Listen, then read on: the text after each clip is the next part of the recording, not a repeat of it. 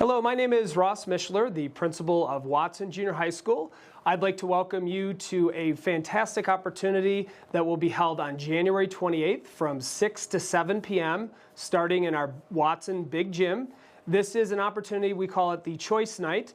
This is open to students that are coming up from the elementaries, that Watson is their home school. So current fifth graders, that will be sixth graders for the 26-27 school year.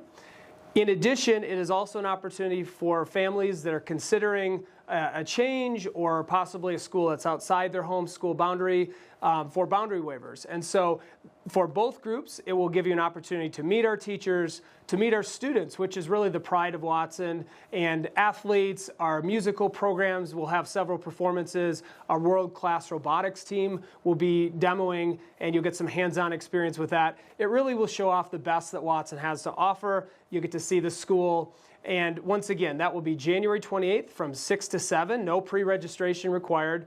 And then just a reminder, our priority deadline for boundary waivers for students that are not coming as Watson being their home school is February 27th. We'll have those here at Watson. You can turn them in that same night. Once again, look forward to seeing you at Watson Junior High on the 28th.